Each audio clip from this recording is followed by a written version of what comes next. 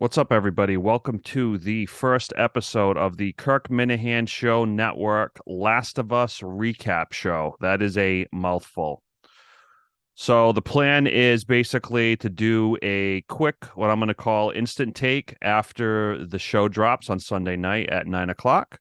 And then either on Monday or Tuesday, I will do a full-fledged recap of The Last of Us. So, let's jump right in. I was very leery about this show. I was very excited for this show as a fan of the fiction, the video game that it's based off of. I used to be a big gamer. I'm not really into that anymore, but I've always thought that The Last of Us was probably the best story in games. Um, there's something about playing a game like The Last of Us that really the story really sucks you in by the performances of the actors, believe it or not. I know to some of you who have never played a game like that before, that sounds really nerdy and not true, but it really is, playing a game like that. Um, it really sucks you into these characters. And I was leery that the show was going to have a hard time with that the acting in the show just wasn't going to be up to snuff and be able to pull it off in this world. And going by the first episode, I was dead wrong. Um, the actress that played Joel's daughter, Sarah, I believe her name is Nico. I'll have to look it up for I should know this, but I'll look it up for the full-fledged recap. But she did an amazing job as Sarah. Her whole story, her whole introduction as she might be one of the main protagonists of the show, and then her emotional exit about halfway through this episode was just unbelievably well done. Very, very emotional. I thought Pedro Pascal, who plays Joel, I thought he did an amazing job. Showed off really a range that I've never really seen of him before, whether it was in Game of Thrones or Narcos or even, The Mandalorian, which he kind of plays like a stale character. But really just showing off his range of emotion throughout this whole episode. You get to see Joel as, uh, this guy who just loses everything. And then right at the end of this episode, you see a guy who gets triggered by the trauma that he suffered in the past and just absolutely beats that fucking guard to death.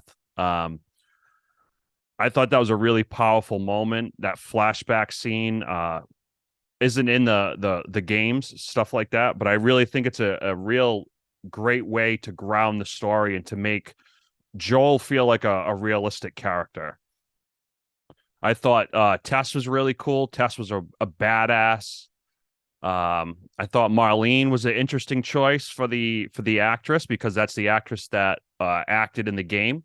She did the voice acting. And for those of you that are not familiar in these games, these new age games, it's not like Mario Brothers, but the actors in these games, they also record the actual scenes themselves that they're acting in. So they put on like these motion capture suits and they have like all these bulbs on them. And so when you play the game, you're actually kind of playing in essence what the actor essentially did in real life.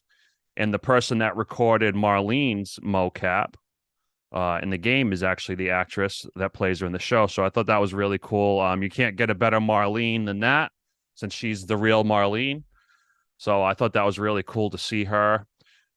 I thought the sound design was amazing. I thought the ambience in a lot of the show instead of music, I thought was a perfect choice. And then using music sparingly throughout the episode.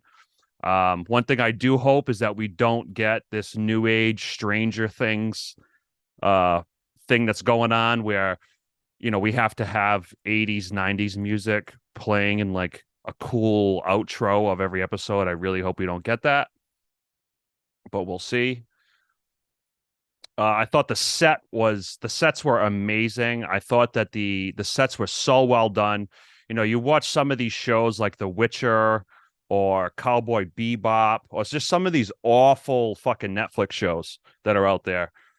And one of the things that I think really drags those shows down and really makes those shows cheap is kind of the costume design and the set design. Now, obviously, a show like this, they're wearing clothes, so it's not like they have to come up with some fancy costumes. But everything looks realistic. Everything looks gritty. It looks old. It looks run down. It looks dirty. It looks like this Boston we're living in is 20 years into the apocalypse. Um, the only thing I thought was messy about this first episode and might be really hard for people who never played the game or don't know anything about the story or the fiction was I thought it was really sloppy how they introduced Fedra, which is kind of what's remaining of the federal government, and the Fireflies, which is like this pro-democracy pseudo terrorist group. It depends what side you're on. They want to restore democracy at all costs, but as you can see, their methods might be a little suspect. So I'm curious to see how that plays along into this fiction, this show. One thing about the world of The Last of Us is it's very gray. Uh, it's not as black and white as everything seems, and I'm hopeful that they can carry that into this show. So I am going to, like I said earlier, I am going to do a full-fledged recap. Hopefully tomorrow. Hopefully it all works out. I want to watch the episode at least one more time, hopefully two, and take some notes, and then get on here and give you guys a full-fledged recap. After that recap that I do, there will be a spoiler section. So anyone interested in that can take part and listen. And I would recommend that if anyone has not played the game, do not listen to the spoiler section, please. This story is going to take some pretty crazy twists and turns. And I'm feeling, fingers crossed, but after this first episode, I am really confident that they're going to pull this show off. I thought it was a pretty great first episode.